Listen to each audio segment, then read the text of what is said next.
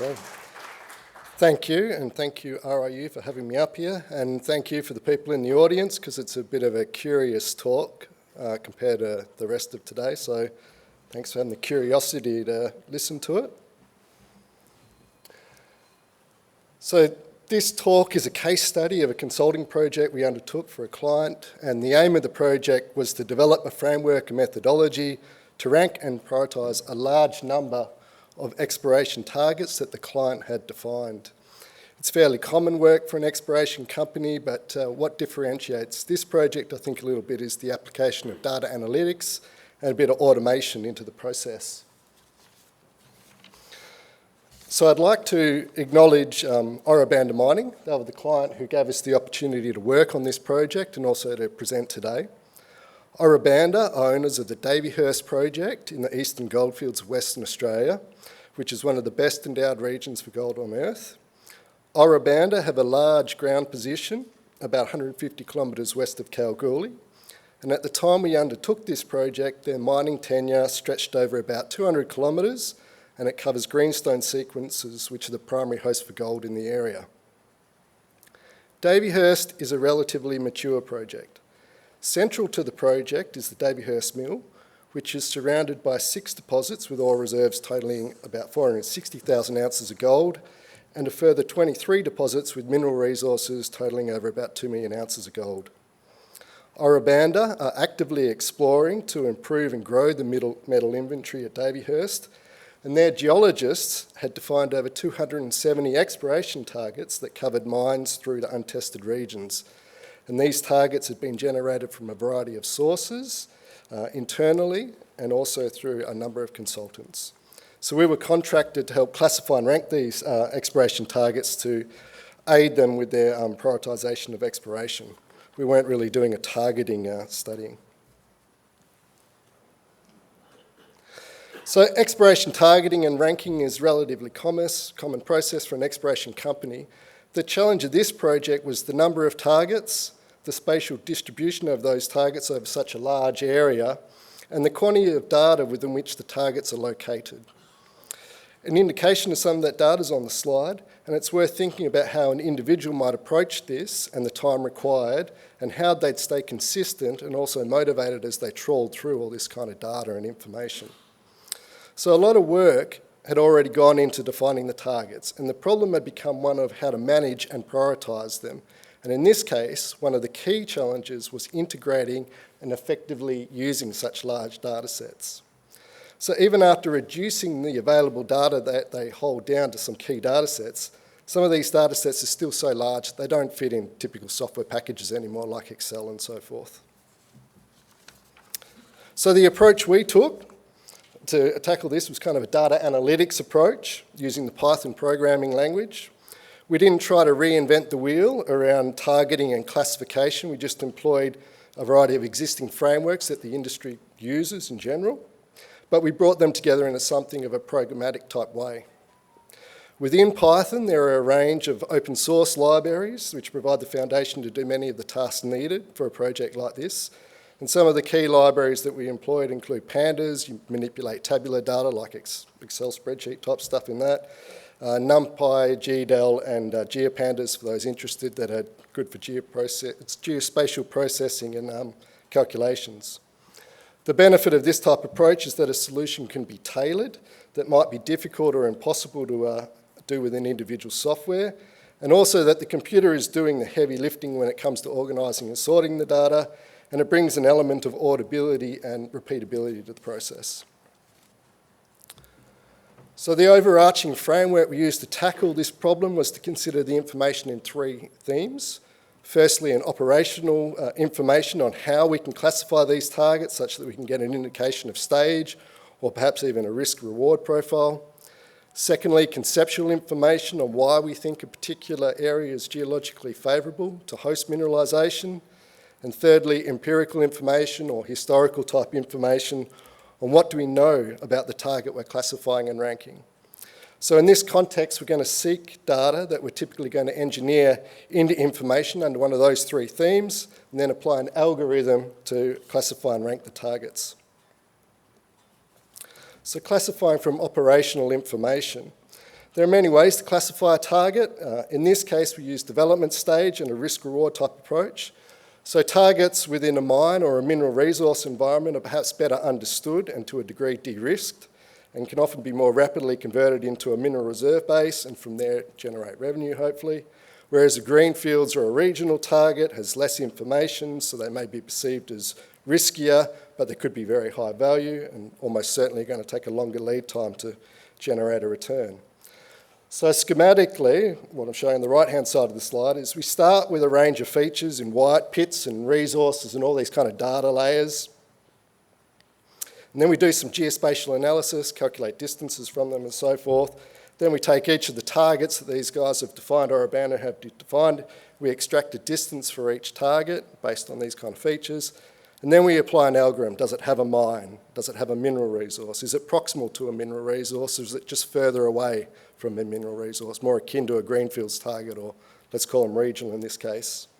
So in this case, the classification gives a distribution of targets down there in the bottom that you'd probably be fairly comfortable with. There's less targets in the mine and resource categories, and you've got an increasing number of targets in the resource and regional categories, which you kind of expect given that mines and resources are much rarer. The next step is looking at geological favourability. So we've classified them into what we think where they should be in that kind of development stage. Now we need to look at their prospectivity. This is where we apply our knowledge of how ore deposits form and mineral systems to predict the most favourable areas or the highest probability areas to find the next deposit, or at least to hone our exploration in. For this area, the research in gold deposits is fairly advanced, and it's pretty amenable to a mineral systems approach. These deposits form after the enclosing rocks due to a lot of fluids moving through. The source of the fluids is fairly contentious, but it's typically similar between deposits over large areas. The concentration of gold is considered very low, so to form a deposit requires the focusing of very large quantities of gold-bearing fluids. And this happens at a variety of scales. At the largest scale are pathways, such as crustal faults and antiformal combinations that focus the fluids. At smaller scales are physical traps, where deformation within and adjacent to these structures creates favourable fault fraction networks, for example, which the fluids can be focused into and deposit gold. And it's also generally considered that the gold is carried as a bisulfide complex and that the gold deposition will occur when this fluid interacts with iron-rich rock types, which favour gold deposition, or chemical traps at the local scale. So conceptually, on our left, we've got like a conceptual diagram how this mineral system might form, but then we need to translate this into something more practical that we could define on a map. So we've used the mineral systems tree, or a table basically, that relates these processes to mappable features, then create a series of GIS layers right over on the right that reflect these features. We apply some expert weightings. We create a model reflecting the coincidence of all these features, and hopefully we can predict areas that are favourable for mineralisation. But ultimately, we end up with a representation of the areas that have elements we think are important to find mineralisation, and we assign these back to the targets. Having defined the areas we geologically like for mineralisation, the next step would be to test them. But in the case of an area like Davyhurst, where there's a good degree of exploration maturity, it's important to answer questions a bit more along the lines of what has previously been done and what kind of success has been encountered. And the problem with such a large number of targets and very large data sets is this becomes quite difficult to manage. In this project, there was over 1.8 million drill records and 190,000 surface samples. Any of them may or may not overlap a target. So some targets may have been effectively tested and by one of other of these exploration techniques, and some targets haven't been tested at all. Our approach to make sense of this was to take these large tables of data, select the data within each target, and engineer some features to help us evaluate those targets. So in the case of drilling, we've got a big table up there on the right where the data's come from. Take the top 5 intercepts by grade and create a record generated similar to what a general purpose user would receive and likely understand, which is in the bottom right there. So there's quite a lot of information in there. We have, for example, the target 1, the first intercept, we've got 1 metres at extremely high gold grade from 0 metres at the surface in that drill hole. And there we've got no additional data, but if we go further down, we can see we've got basalt, for example, MB and FR for fresh rock. So we've captured quite a lot of information on what's been occurring in those targets. So this can give us a lot of information to evaluate it. We can tell whether the mineralisation here is in the regolith or transported cover, whether it's in the bedrock, whether it's an isolated high-grade intercept or a series of high grades, what type of rocks are hosting the mineralisation and how they correspond to our mineralisation model, whether we're actually testing the things we think we're testing. And in many ways, it's a good screening tool. So having engineered all these features for each target, we've got most of what we need to rank them.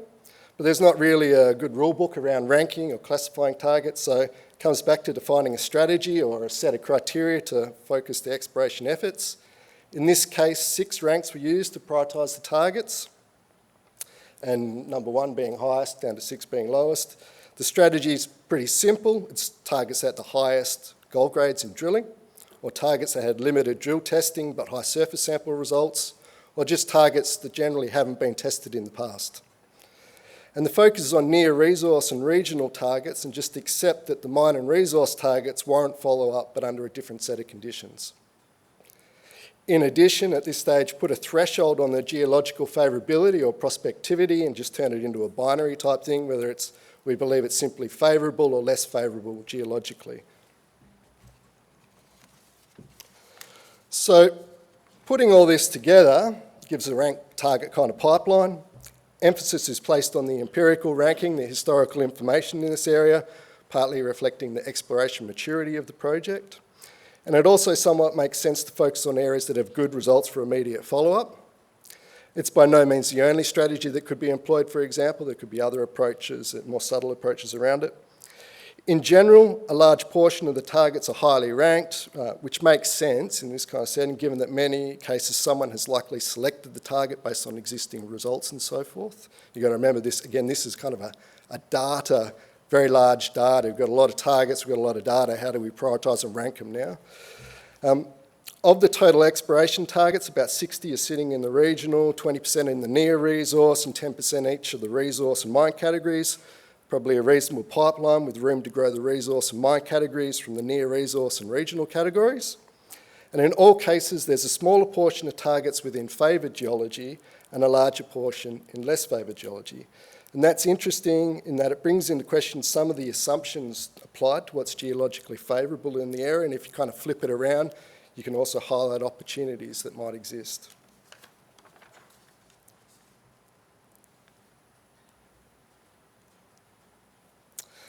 So this presentation hopefully showed the value of interlinking data analytics with the more conventional frameworks of target classification and ranking.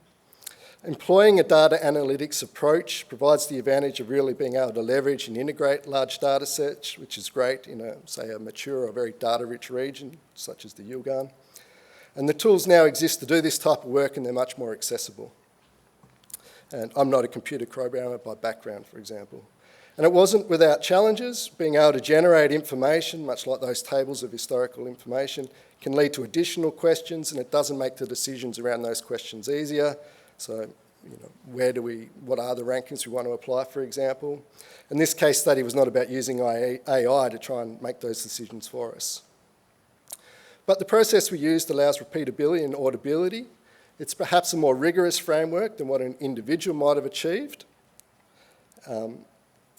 At this scale of the study, it really was screening level for each target, but really it's amenable more to a deeper dive afterwards. And it's adaptable to rerunning and allowing changing assumptions and seeing where that leads. Thank you. Short and sweet, hopefully.